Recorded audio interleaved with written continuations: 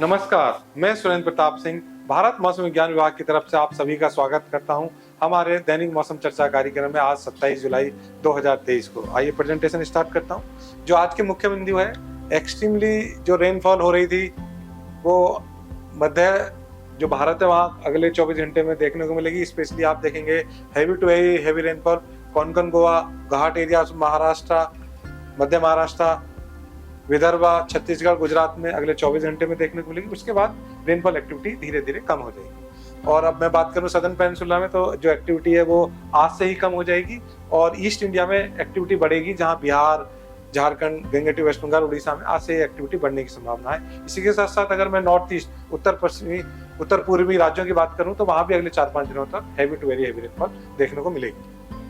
अब मैं अगर बात करता हूँ पिछले 24 घंटे में जो रेनफॉल हुई है, अगर आप लाल कलर में देखेंगे तो एक्सट्रीमली हैवी रेनफॉल है, जो 21 सेंटीमीटर से ज्यादा रेनफॉल है। और जो ऑरेंज कलर शो कर रहा है वो आपका heavy to very heavy rainfall है, जो 11 सेंटीमीटर से ज्यादा है और 20 सेंटीमीटर से कम है। अगर मैं येलो कलर की बात करूं तो 7 सेंटीमीटर से ज्यादा जो रेनफॉल हुई है और 11 सेंटीमीटर से जो कम रेनफॉल हुई है वो इस वाले क्षेत्र में। तो आप देखेंगे कि लगभग सेंट्रल इंडिया, उससे जुड़ा हुआ north west India, west coast और नॉर्थ ईस्ट इंडिया में अच्छी रेनफॉल देखने को मिली है।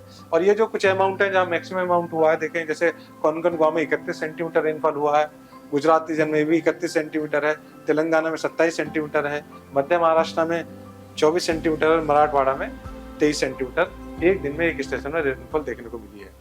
और अब मैं मानसून ट्रफ की बात करूं तो जो नीली लाइन है ये आपको दिखा रही है जो नॉर्मल पोजीशन है, जो रेड वाली लाइन है, जो लाल रंग की लाइन है वो दिखा रही है जो एक्चुअल आज की जो पोजीशन है मानसून ट्रफ की। तो आप देखेंगे कि थोड़ी सी साउथ है मानसून ट्रफ, जो अभी जो रन कर रहा है थोड़ा साउथ है अपने नॉर्मल पोजीशन से। अगर मैं सिनॉप्टिक सिस्टम की बात करूं, जैसे मानसून का ट्रफ का तो मैंने बता दिया। इसी के साथ साथ जो कल एक लो प्रेशर एरिया था उड़ीसा पे, वो आज एक मतलब जो लो प्रेशर एरिया तो खत्म हो गया। वह केवल साइक्लोनिक सर्कुलेशन है जो आपके उत्तरी जो उड़ीसा है उससे जुड़े हुए GWB और झारखंड में है स्थित। और इसी के साथ साथ एक ट्रफ है इस लो साइक्लोनिक सर्कुलेशन से वेस्ट असम तक, और एक WD है ट्रफ के रूप में पाकिस्तान के ऊपर, और विंड शेयर लगभग 18 डिग्री के आसपास है। और मैं हैवी रेनफॉल वार्निंग की बात करूं तो आप देखेंगे जो ऑरेंज कलर है जहां heavy to very heavy rainfall होने की संभावना है, और येलो कलर है यानी पीले रंग में जो दिखाया गया है वहां हैवी रेनफॉल होने की संभावना है। जैसा मैंने बताया भी, सेंट्रल इंडिया में स्पेशली आपका उड़ीसा, छत्तीसगढ़, महाराष्ट्र, मध्य महाराष्ट्र, मराठवाड़ा, गुजरात रीजन में वेरी हैवी रेनफॉल यानी 11 सेंटीमीटर से ज्यादा रेनफॉल होने की संभावना है। और बाकी हिस्से में आप देखोगे तो नॉर्थ वेस्ट इंडिया के और ईस्ट इंडिया में हैवी रेनफॉल होने की संभावना है। और सदर्न पेनिनसुला इंडिया में जैसे मैंने बताया रेनफॉल एक्टिविटी कम हो गई है, और ईस्ट इंडिया की इस समय एक्टिविटी कम है। लेकिन अगर कल को देखें तो सेंट्रल इंडिया में एक्टिविटी कम हो गई है, केवल हैवी रेनफॉल ही देखने को मिलेगी कुछ जगह पे, जिसमें आपका ईस्ट इंडिया के कुछ जगह है और वेस्ट इंडिया के भी कुछ जगह है, और जो वेस्ट कोस्ट है वहां पर भी, इसी के साथ साथ नॉर्थ ईस्ट इंडिया में भी। लेकिन अगर मैं डे 3 की बात करूं यानी 30 तारीख को, तो आप देखेंगे waste India, north west India में एक्टिविटी कम हो गई है, जबकि ईस्ट इंडिया में एक्टिविटी बढ़ गई है।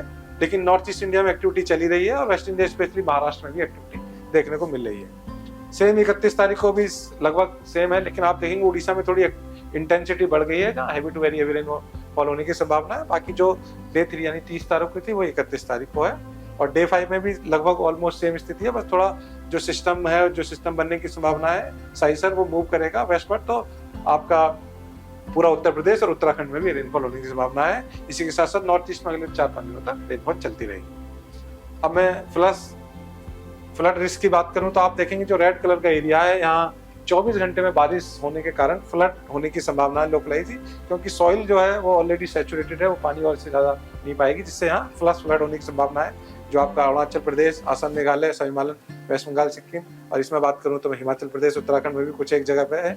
और इसी के साथ सेंट्रल इंडिया में Telangana, Chhattisgarh, east Madhya Pradesh, Vidarbha, northern parts of Konkan, Goa और साउदर्न पार्ट्स ऑफ गुजरात में भी फ्लड होने की संभावना है अगले 24 घंटे में। और अब मैं बात करूं इम्पैक्ट की, तो लोकलाइज फ्लड भी होने की संभावना है। जगह जहाँ जहाँ हैवी रेनफॉल दिया है, हैवी रेन से विजिबिलिटी भी कम हो जाती है, और उसी के कारण ट्रैफिक भी ज्यादा लग जाता है, और माइनर डैमेज भी होने की, कच्चा रोड है वहाँ देख रहे हैं आप, जैसे स्थिति खराब हो रही है रोड की, ऐसे होने की संभावना है। और जो वनरेबल मकान है, जो कच्चे मकान है, वो उनके गिरने की संभावना जो स्ट्रक्चर है। और इसी के साथ साथ जो लोकलाइज लैंडस्लाइड और मड स्लाइड होने की संभावना भी है। और इसी के साथ जो खड़ी हुई फसल वगैरह उन पर भी बारिश की वजह से नेगेटिव इफेक्ट पड़ेगा। और जो रिवर लाइन एरिया है वहाँ फ्लडिंग आने की संभावना भी है। तो आप लोगों से जो एक्शन सजेस्ट करे जा रहे हैं वो है कि आप ट्रैफिक में जाने से पहले देख लें उधर ट्रैफिक ज़्यादा तो नहीं है, कोई अगर एडवाइजरी ट्रैफिक की मिली है तो उसको फॉलो करें। इसी के साथ साथ जहाँ लो लाइंग एरिया जहाँ पानी भर जाता है आपको पता उस जगह ना जाएं, और वल्नरेबल स्ट्रक्चर जो उनके आसपास खड़े ना हो, तो जिससे आप सुरक्षित रहेंगे। बहुत बहुत धन्यवाद आप सभी का सुनने के लिए मुझे। नमस्कार।